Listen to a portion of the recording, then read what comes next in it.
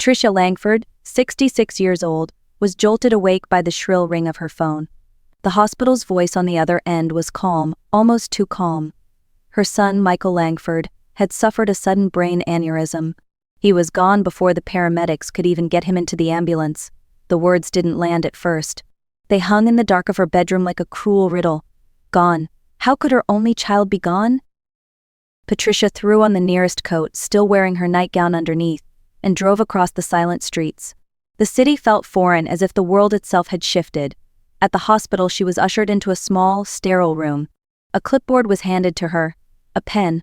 Paper she didn't want to read, let alone sign. Her hands trembled as she scrawled her name, Michael's name. Everything blurred together. She pressed the pen so hard against the page that the ink bled through. When she finally lifted her eyes, she saw Vanessa. Her daughter-in-law walked in with perfect hair and not a trace of tears.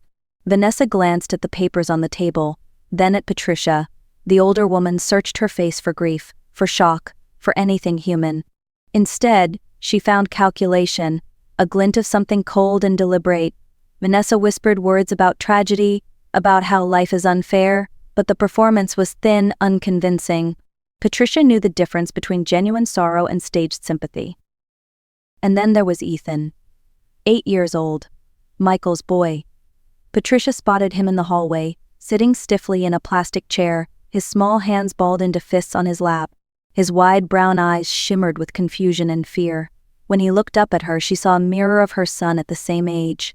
He asked the question no adult was prepared to answer, "Grandma, is Daddy coming back?" The words split her in half. She pulled him close, his thin frame shaking against her chest, and for the first time that night, her tears finally came. In that moment, Patricia realized two truths. First, her son was truly gone. Second, this child now needed her more than ever. And as she glanced back at Vanessa, standing with arms crossed and lips pressed tight, Patricia felt a storm begin to gather. A storm she would have to face head-on. The funeral was held 3 days later on a gray Saturday morning.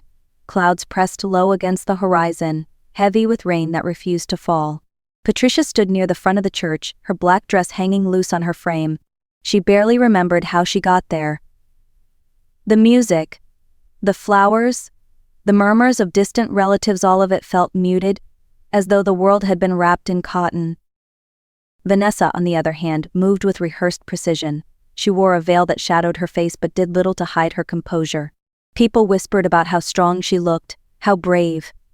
Patricia noticed the way Vanessa's gaze kept drifting, not to the casket but to the rows of business acquaintances who had shown up. She greeted them like a hostess at a dinner party, murmuring just the right words, squeezing their hands, ensuring they all saw her in the role of the grieving widow. It was a performance, and a convincing one to everyone except Patricia. Ethan sat beside his grandmother, his small hand clutching hers so tightly her fingers tingled. His eyes never left the casket. When the minister spoke about Michael's generosity, Ethan's lip trembled. He leaned closer and whispered, "Grandma, is Daddy really inside there?" Patricia's throat closed. She stroked his hair and pulled him against her shoulder, feeling the weight of his grief seep into her own. Unlike Vanessa's polished display, Ethan's sorrow was raw and pure. After the service, when the guests spilled into the reception hall, Patricia stayed near Ethan, watching him nibble quietly at a plate of fruit. Vanessa floated from group to group, laughing softly, her eyes bright in a way that unsettled Patricia. It wasn't grief. It was relief tinged with opportunity. That was when Patrick Collins approached. He had been Michael's closest friend since college and now served as the family's attorney. His face carried the weight of both loyalty and responsibility. "Patricia," he said gently, "I need to speak with you when you're ready. There are some matters Michael settled before he passed." His eyes flickered toward Vanessa, then back to Patricia. She caught the subtle warning in his expression. Patricia nodded, her heart lurching. She had no idea what Patrick meant, but instinct told her it was important. She glanced once more at Vanessa, who was smiling too widely, her hand brushing the arm of a wealthy neighbor as though sealing an invisible deal. Patricia tightened her grip on Ethan's shoulder. A thought pressed into her mind, unwelcome but unshakable. Michael had known something, and soon she would have to find out what it was. The reading of the will was scheduled a week after the funeral. Patricia arrived at Patrick Collins's office early, her nerves raw from sleepless nights. Ethan clutched a small toy car in his hands, his silent companion through the storm of unfamiliar faces and hushed conversations. Vanessa swept in 10 minutes late, draped in a tailored black suit, her heels clicking across the hardwood floor like punctuation marks. She greeted the receptionist warmly, as though she were attending a social brunch, not the dividing of her husband's legacy. Inside the conference room, the air was tense. Patrick sat at the head of the polished oak table, his voice steady and deliberate. "This is the last will and testament of Michael Langford, executed 3 months ago." Patricia's breath caught. 3 months ago. That detail alone suggested foresight. Michael had known something was coming, and he had prepared for it. Patrick began with formalities, outlining debts and minor possessions, before arriving at the heart of the matter. "To my wife, Vanessa Langford, I leave ownership of the lake house, along with a portfolio of investments valued at approximately $1 million. Vanessa's chin lifted slightly, her expression carefully measured. Relief flickered across her face, but it was short-lived. Patrick continued. "To my mother, Patricia Langford, I leave the family home, all vehicles registered in my name, and my primary bank accounts. Additionally, I establish an educational trust for my son, Ethan Langford, with Patricia named as trustee and legal guardian of the trust until Ethan reaches the age of majority." The silence that followed was deafening.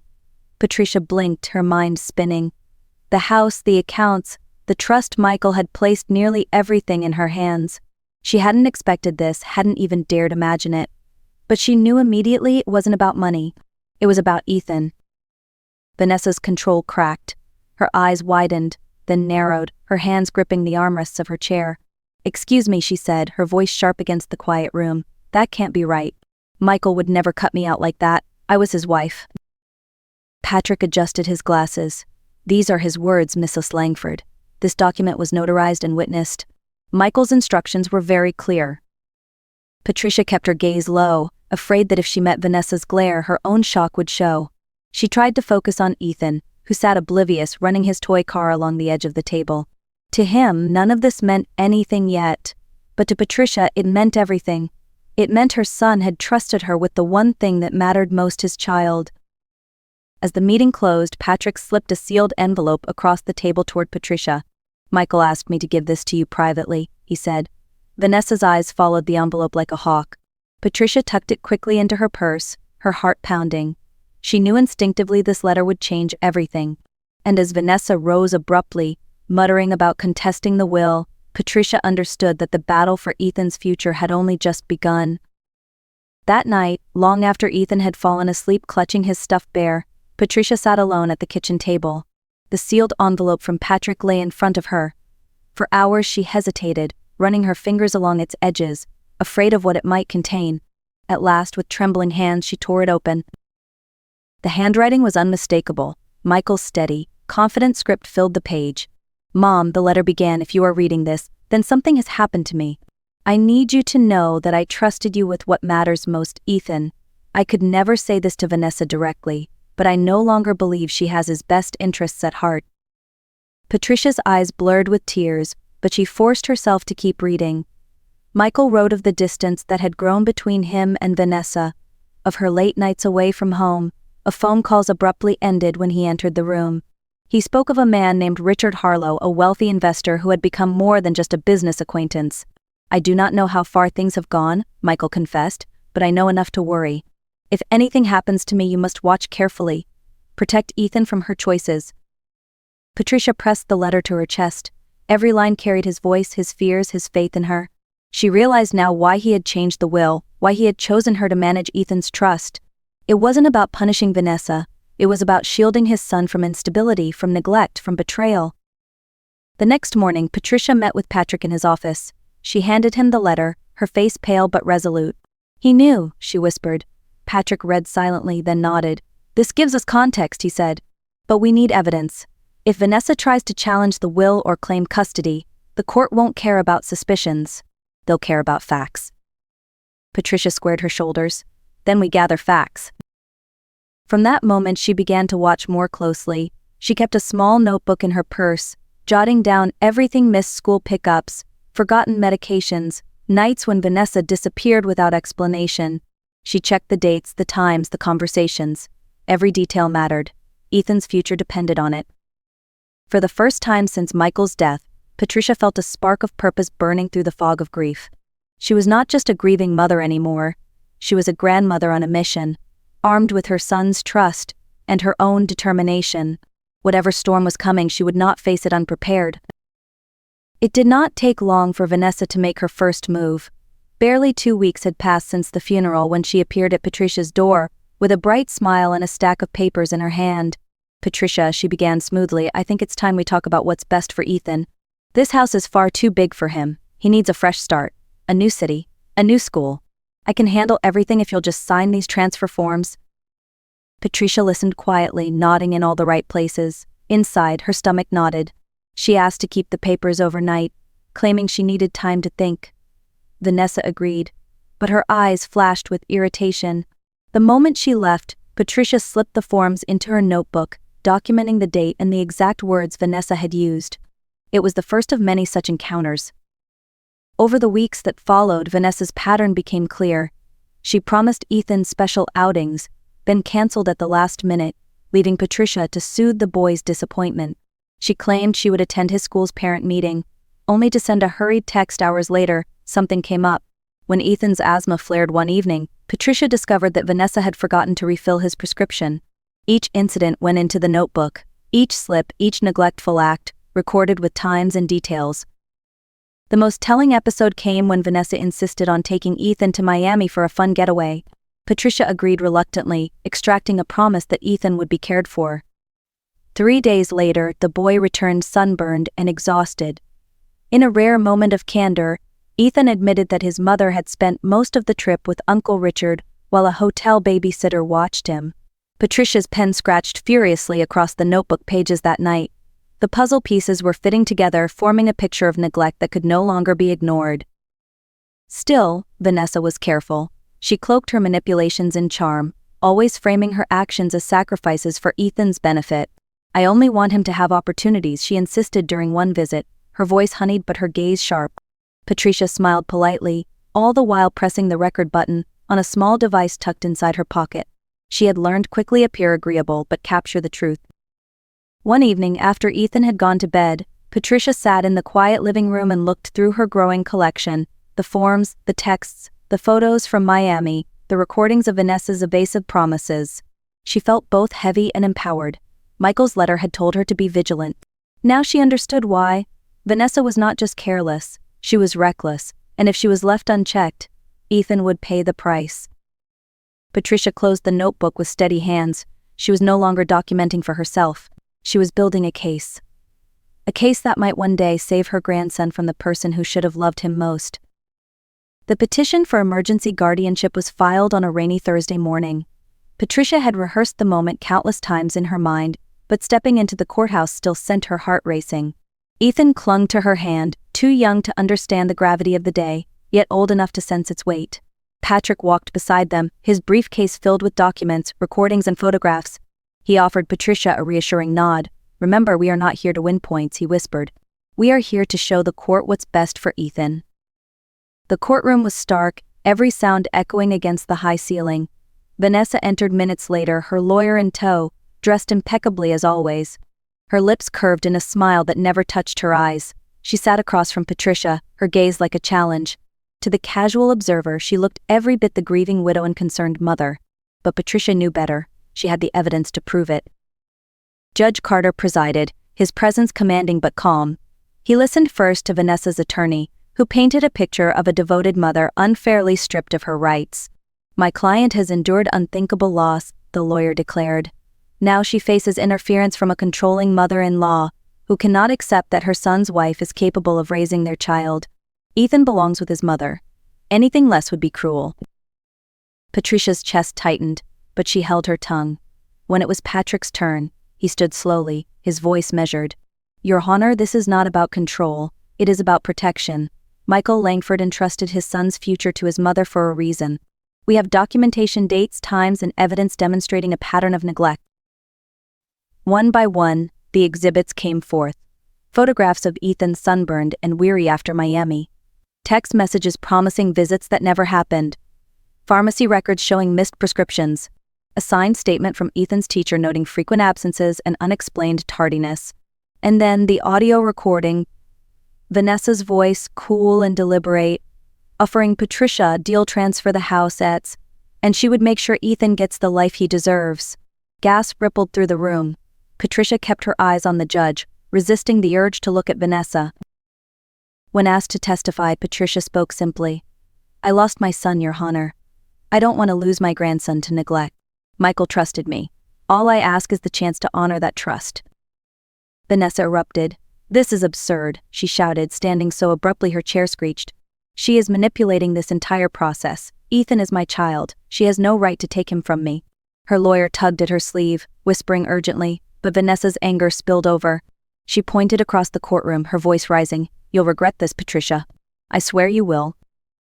Judge Carter's gavel struck the bench. Order, he commanded. The room fell silent again. He looked at both women before delivering his ruling.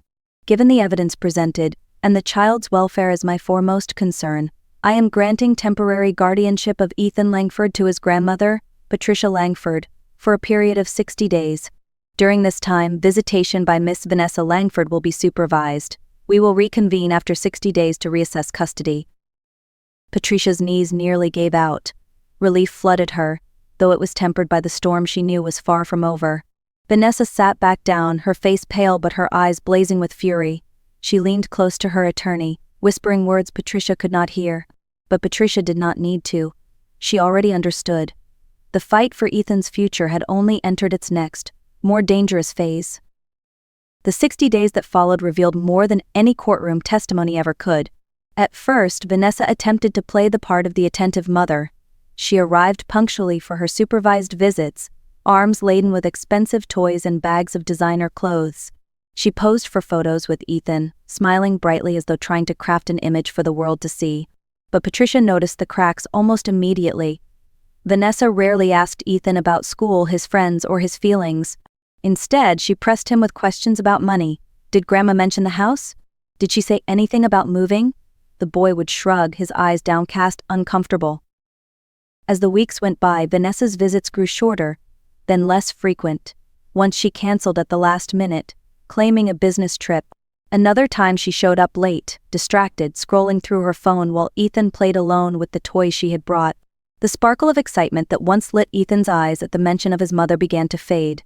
He grew quieter, more guarded. Patricia kept track of every visit, every absence, every moment Ethan was left disappointed. Meanwhile, under Patricia's care, Ethan began to heal. His school attendance improved, and his teacher noted how much more focused he had become. He joined a local soccer team, running across the field with the kind of joy Patricia feared she might never see again. At night, he started to sleep without the frequent nightmares that had plagued him after Michael's death. Slowly, Patricia's home filled with the laughter of a child rediscovering safety. Patrick visited often, preparing Patricia for the final custody hearing. He warned her not to grow complacent. Vanessa may appear careless now, but don't underestimate her, he cautioned. She still has resources and she may try something drastic. Patricia nodded, though inside she felt a quiet certainty building. She had weathered grief, manipulation, and a courtroom battle. Whatever Vanessa attempted next, she would be ready. Then came the news. A private investigator hired by Patrick discovered that Vanessa and Richard had placed a down payment on a villa in the Cayman Islands. The timing was clear. They were planning a life far away, and Ethan was meant to be part of it.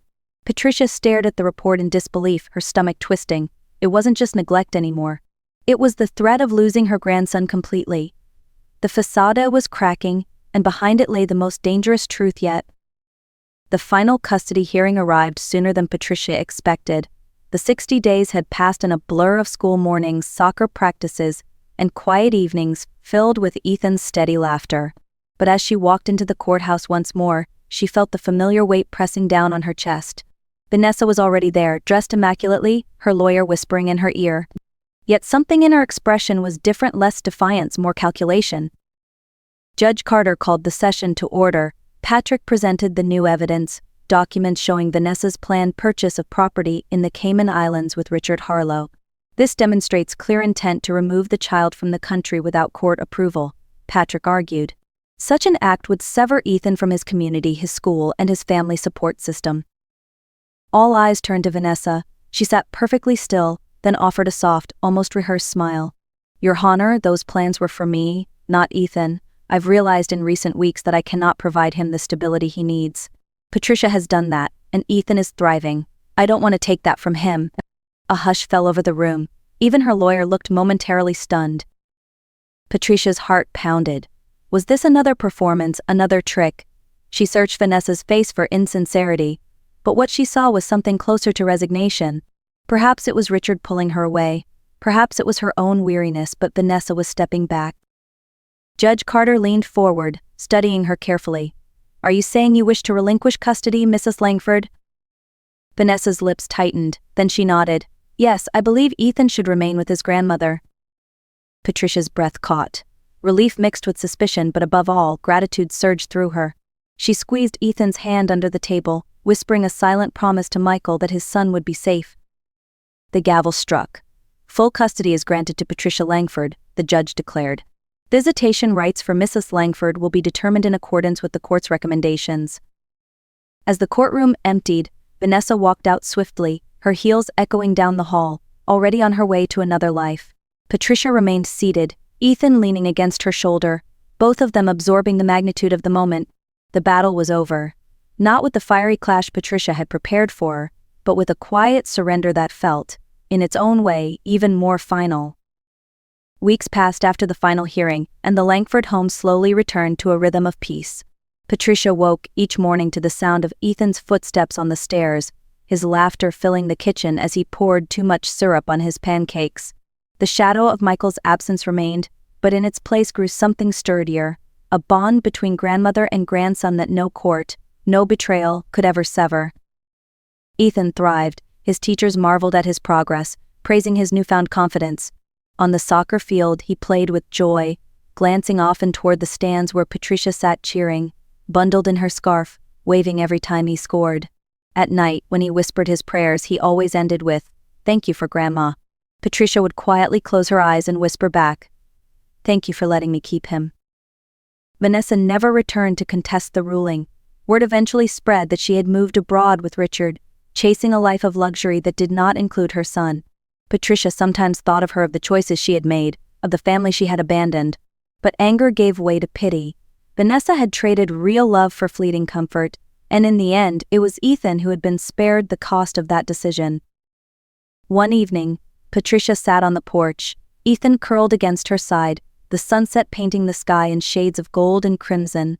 He looked up and asked softly, "Grandma, do you think Dad knows I'm okay?" Patricia hugged him closer, her voice steady. "Yes, sweetheart, your dad knew you'd be safe.